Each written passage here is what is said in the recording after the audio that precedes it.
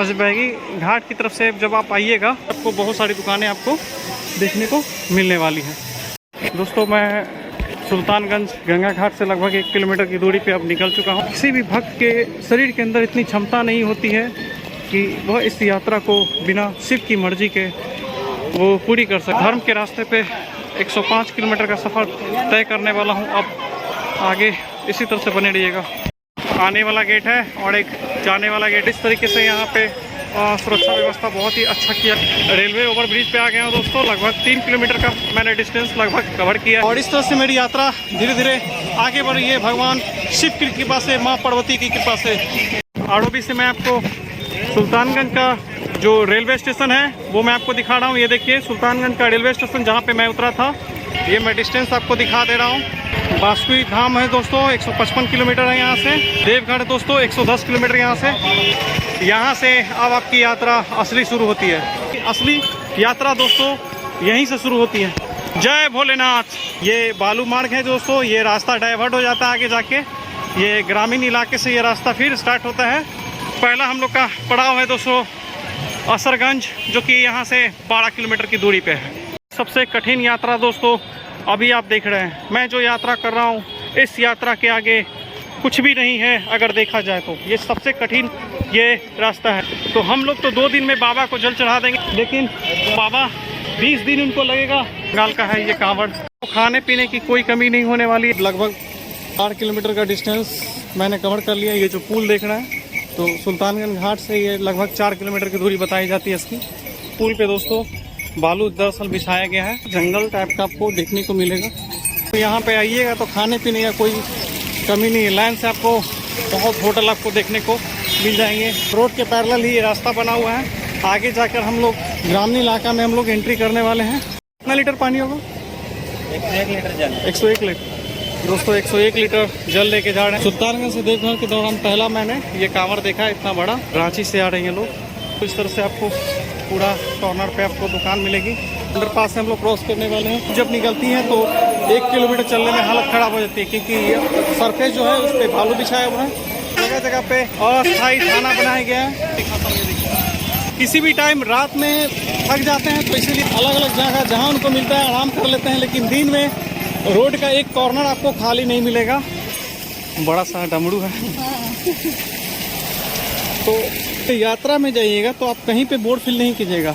आपको अलग अलग तरह के लोग मिलेंगे जो आपको मतलब थकावट फील नहीं होने देंगे। जैसे ही हम लोग ग्रामीण इलाका में एंटर करेंगे तो मज़ा आएगा, क्योंकि वहाँ पे थोड़ा सा पेड़ पौधा ज़्यादा होता है तो वहाँ पे गर्मी थोड़ा सा कम लगता है। आप पूरे यात्रा में देखिएगा तो आपको इस तरीके से बांस का बल्ला बना हुआ रहेगा, जहाँ पे जो भी कांवड़िया होते हैं, जो शिव के भक्त होते हैं, वो इस तरह से ही रख के थोड़ा सा आराम भी कर लेते हैं और होटल में खाना खाते हैं। दोस्तों एक और पुल आया है। पुल को दोस्तों क्रॉस कर रहे हैं हम लोग। पूरा जंगल के इलाका है। ऐसा पुल आपको अभी तक मैंने 3 पुल क्रॉस किया और सावन से रिलेटेड मिलेगा देखने को। और इसका डमरू मुझे बहुत अच्छा लग रहा है। बहुत बड़ा डमरू ली है। अगर देखा जाए दोस्तों तो यहाँ सुल्तानगंज से लेके देवघर का जो डिस्टेंस है एक्चुअली में दोस्तों 120 किलोमीटर के आसपास पड़ता है। ग्रामीण इलाके में लगभग एंटर कर चुके हैं। तो अब ये उतना गर्मी हम लोग को महसूस नहीं होगा, क्योंकि चारों तरफ ग्रामीण इलाका है। रास्ता अब इसी तरह से कंटिन्यू चलता रहेगा। और आपको ये देखिए खेतों में जो पानी है, इसको जब भी लोग अपना भोजन कर लेते हैं तो अगर नमक खाएँ तो वो तो नहाते भी हैं, अगर फल वगैरह खाएं तो केवल सर पे पानी छीट लेते हैं और इस तरीके से आगे बढ़ते जाते हैं। कुछ ऐसा माहौल रहता है दोस्तों। ये सेवा शिविर है, निर्माण विभाग की तरफ से ये बनाई गई है। एंटरटेनमेंट की पूरी व्यवस्था है यहाँ पे।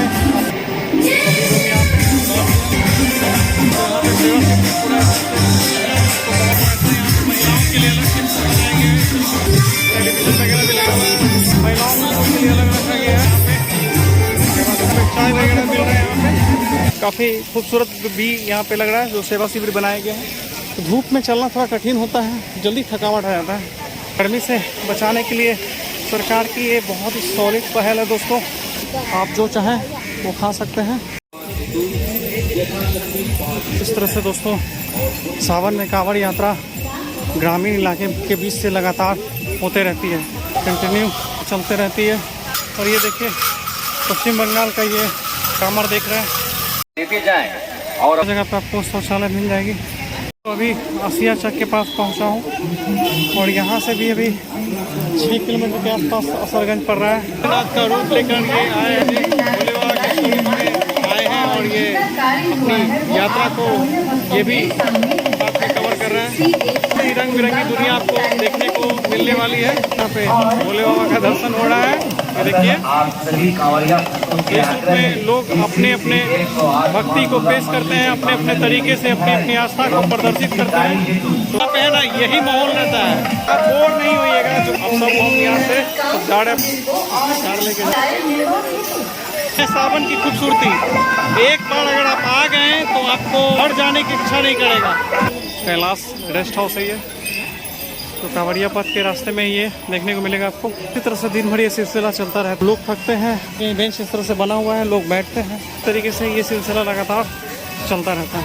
गाँव के बीच से दोस्तों ये कांवड़िया पथ का रास्ता गुजरता है। रास्ते पे कांवड़िया आराम से पैदल चलते रहते हैं। दोस्तों 10 किलोमीटर 12 किलोमीटर डिस्टेंस पे नया नया प्लेसेस से इस पूरे कांवड़िया पथ को डिवाइड किया गया है ताकि यात्री हर एक डेस्टिनेशन पे पहुंचने के बाद वो आराम कर सके। पे जो बालू बिछाया हुआ है, हल्का हल्का पैर जो है, हल्का हल्का पैर धंसता है, इसकी वजह से उससे भी स्पीड कम हो जाता है। तो धूप भी दोपहर में काफ़ी निकल जाता है, लेकिन एक अच्छा है कि ग्रामीण इलाका है और पूरा पेड़ से भरा हुआ है। इसकी वजह से बीच में जो कांवड़िया पथ है तो वहाँ पे ठंड रहता है, कहीं कहीं तो अच्छा लगता है चलने में। जहाँ धूप आता है तो हालत ख़राब हो जाता है। अभी तक दोस्तों मैं 12 किलोमीटर का जो सफ़र है वो भी मैं कवर नहीं कर पाया हूँ, 2-3 जगह बैठ चुका हूँ। दोस्तों ये कामड़ाई चौक है, बिहार सरकार के द्वारा टेंट हाउस बनाया गया है यहाँ पे कामड़ाई चौक के पास। कुछ इस तरीके से यहाँ भी टेंट सिटी बनाई गई है, बेड लाइन से लगा हुआ है। कांवड़िया है, थक गए हैं तो वो आके यहाँ पड़े हुए हैं। मैं भी दोस्तों कुछ पल यहाँ पे आराम करने का सोच रहा हूँ। इस तरीके से यहाँ व्यवस्था है, व्यवस्था दोस्तों काफ़ी मुझे अच्छी लग रही है यहाँ पे, क्योंकि गर्मी बहुत है। देखिए इस तरीके से दोस्तों यहाँ पे फव्वारा का सिस्टम लगाया गया है कामड़ाई चौक के पास। गर्मी बहुत है इसलिए ये लगाया गया है ताकि कांवड़ियों को थोड़ी बहुत राहत दी जा सके। मुंगेर जिला प्रशासन की तरफ से दोस्तों बनाया गया ये। अब हम मुंगेर से एंटर करने वाले हैं। ये देखिए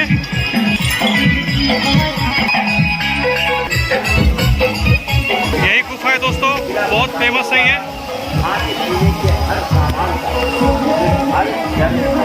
मुंगेर और भागलपुर के बॉर्डर पे दोस्तों ये बनाई गई है। दोस्तों ये कामड़ाई के पास बनाया गया है, मुंगेर जिला के पास भागलपुर जिला के जो है वो बॉर्डर है।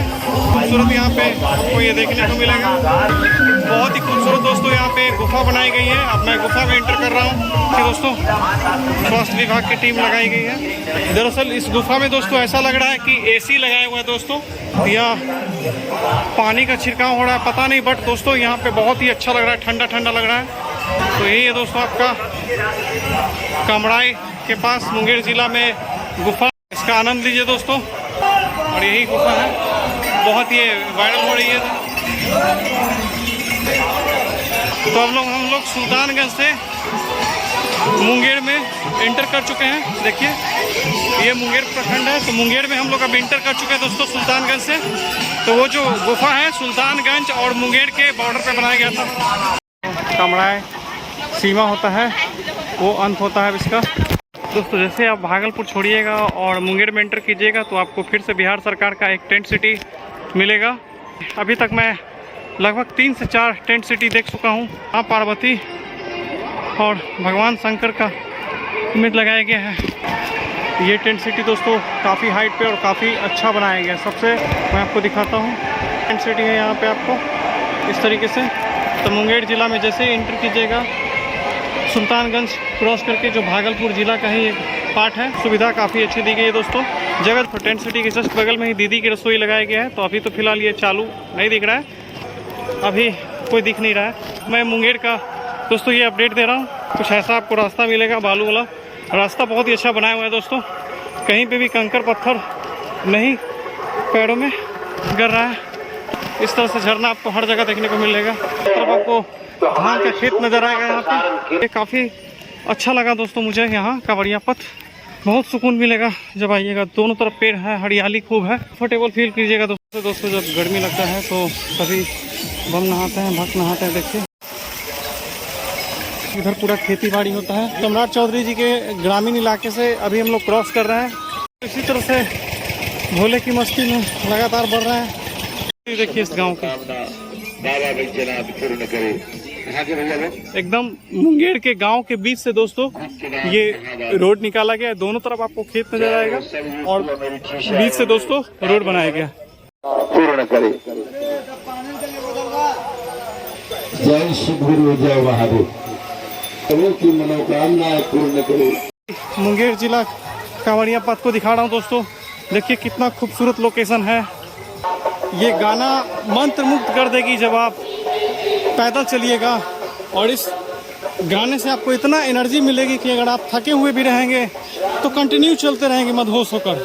तो ये गाना दोस्तों एनर्जी बूस्टअप करने का काम करती है कांवड़िया पथ में।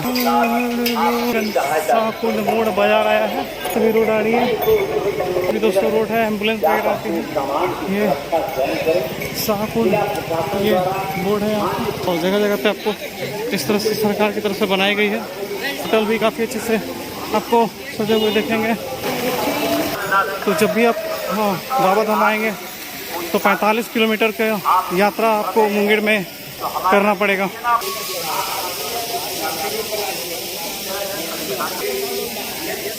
करने का फंडा देखिए दोस्तों, कितना अच्छा से पेड़ को डेकोरेट किया गया कि रात में अच्छा लगे, कस्टमर ज़्यादा अट्रैक्ट हो। झरना देखिए दोस्तों कितना खूबसूरत लग रहा है देखने में। ये रहमतपुर है, असरगंज जिला हम लोग पहुँच चुके हैं दोस्तों।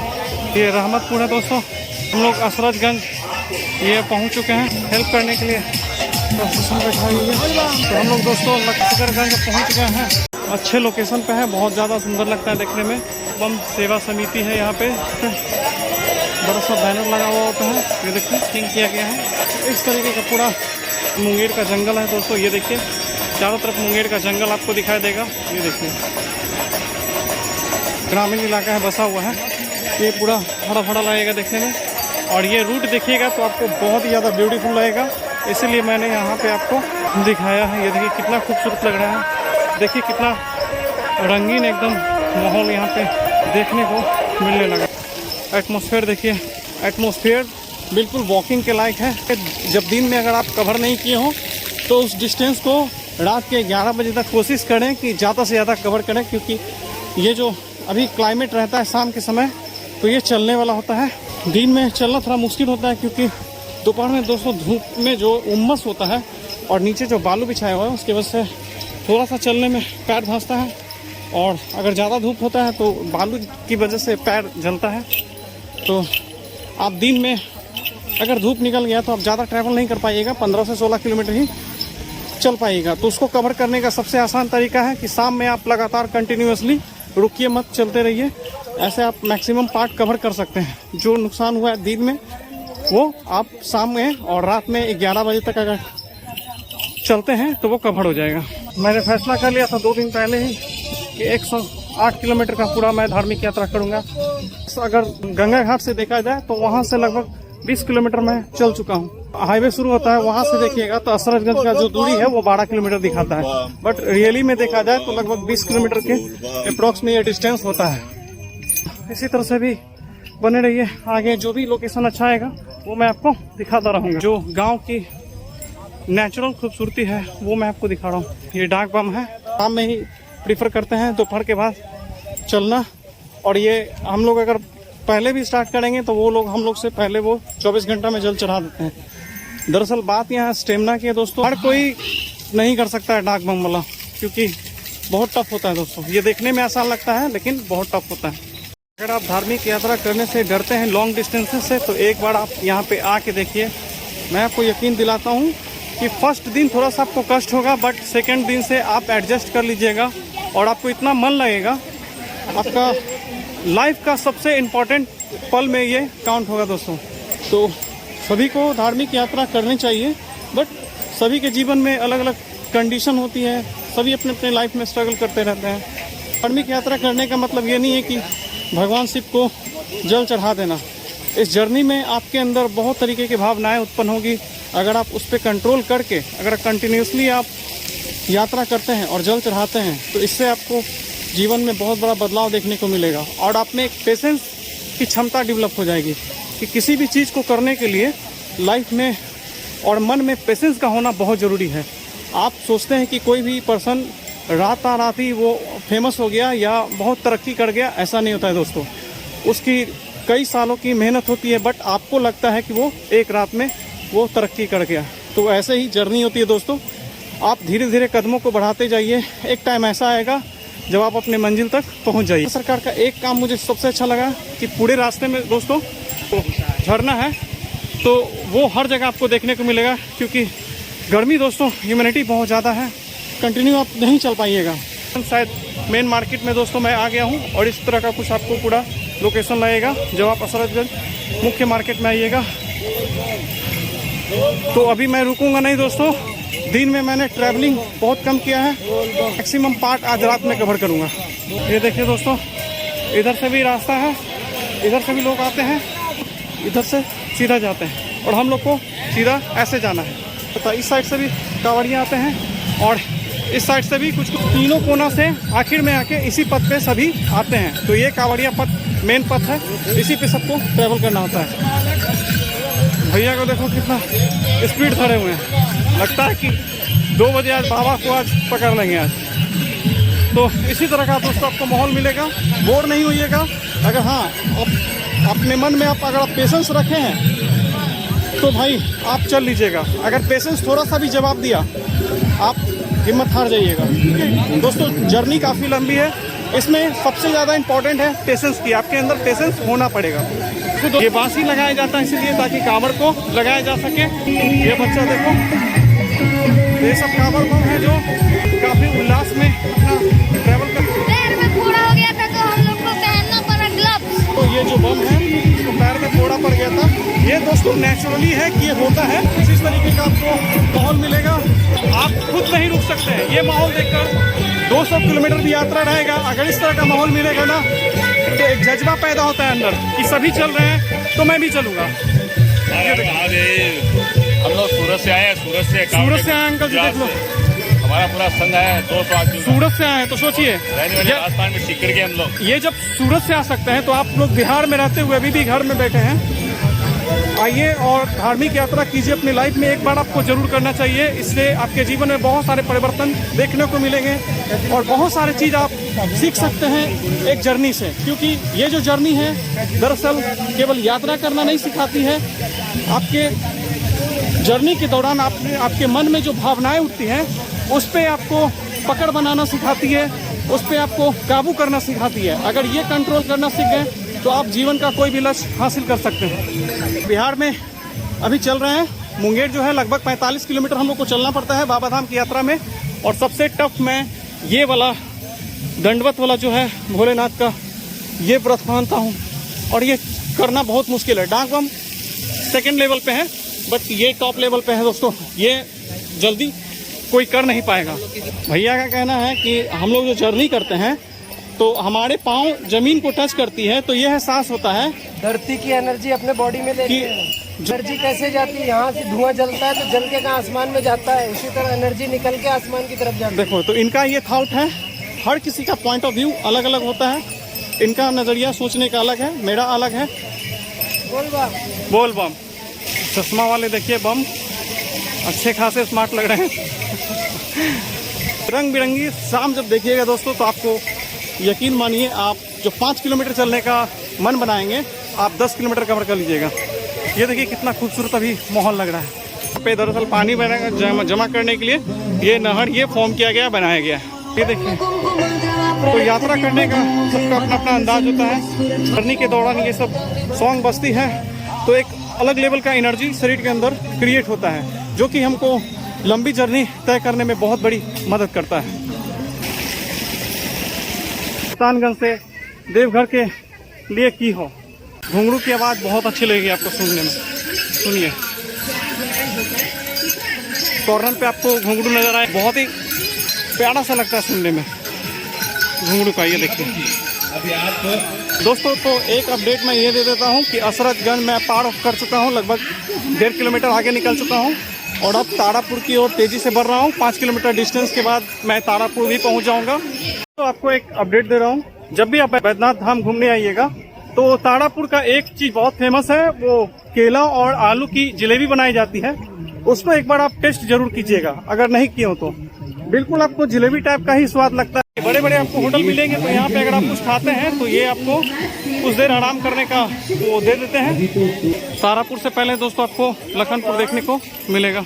ये अस्थायी थाना आपको जगह जगह पे अच्छा की दृष्टि से देख के बनाई जाती है। अभी जो पैर का जो निचला हिस्सा है अब वो मतलब जवाब देने लगा है, क्योंकि मैं कंटिन्यूसली लगभग चल रहा हूँ तो इसकी वजह से थोड़ा प्रॉब्लम अब शुरू हो गया है।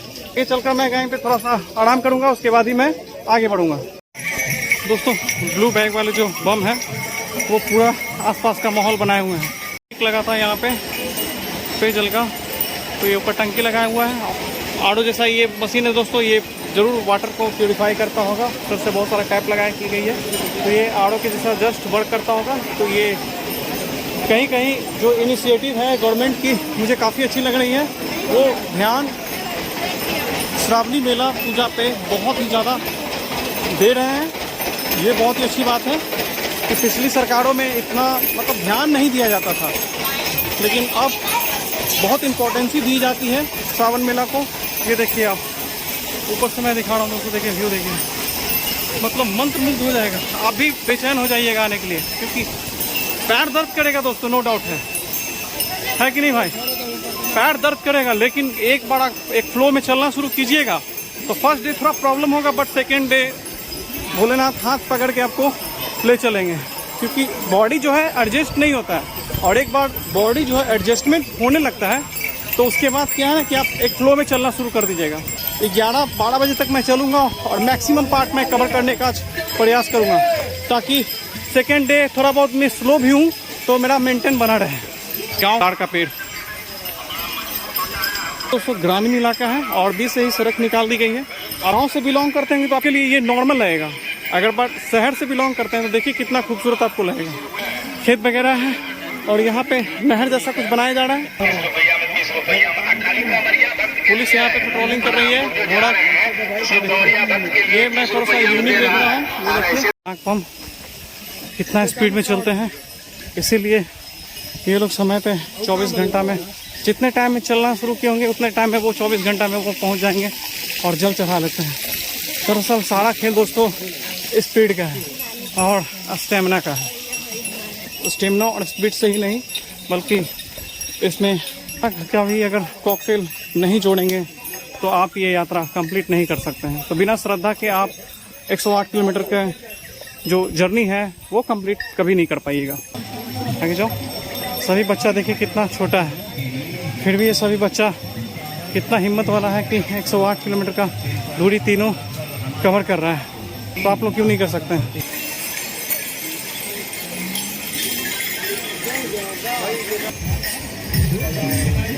सबसे टफेस्ट यात्रा भगवान शिव का ये दंडवत यात्रा होता है। चलने के बाद सोकर लाइन पड़ना, भगवान भोलेनाथ मानना।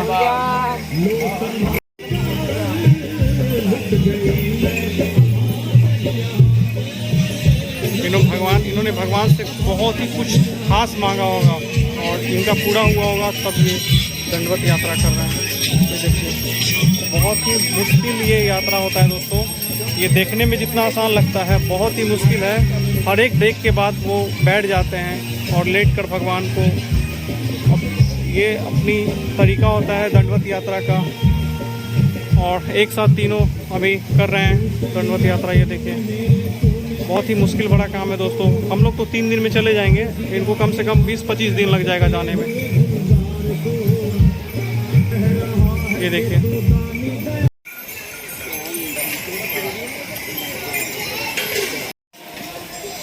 दोस्तों, देखिए इस तरह से बाबा धाम में पुलिस पेट्रोलिंग करती है। हम आपको वाइट ड्रेस में मिलेंगे। ये देखिए जा रहे हैं दोस्तों। रात में कांवड़ यात्रा को ऐसा दिखने में लगेगा अम्बाय शिवाय नमः। शॉर्ट एंड सिटी मिला है तारापुर के पास। ये देखिए दोस्तों गाड़ी यहाँ पे देखिए।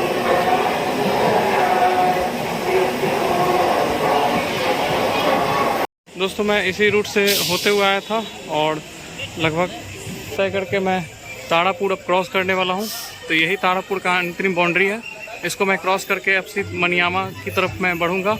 और तारापुर जैसे ही क्रॉस कीजिएगा तो मारवाड़ी भाषा सुनी रेस्टोरेंट मिलेगा थोड़ा सा। और ये रास्ता से आपको सीधे आ जाना है। रात भर चलने का प्रयास करूँगा। जो बम है वो दिन में कम डिस्टेंस ट्रैवल करते हैं तो क्या करते हैं कि उसका मेंटेनेंस रात में वो कर लेते हैं। अब जितना देर तक भोलेनाथ हमारा हाथ पकड़ के रखेंगे उतना डिस्टेंस मैं कवर कर लूँगा। रेस्ट हाउस में रहते हैं, अगर खाना खाते हैं तो यहाँ सोने के लिए आपको फ्री में दिया जाएगा। तो इस तरीके से बहुत सारे जो होटल्स हैं वैसे ही ऑपरेट होते हैं यहाँ पे। देखिए दोस्तों गौड़ पड़ाव ये मेन रोड है दोस्तों यहाँ, और इधर भी रोड ही है। और ये कांवड़िया पथ है दोस्तों, जैसा कि आप यहाँ देख रहे हैं। रात में कुछ ऐसा नाइट में रहता है। डेंजर जोन में आ गए हैं थोड़ा। ये देखिए चारों तरफ अंधेरा है तो ये डेंजर जोन है, थोड़ा लग रहा है देखने में। तो अब मैं एक नए स्पॉट पे आ चुका हूँ।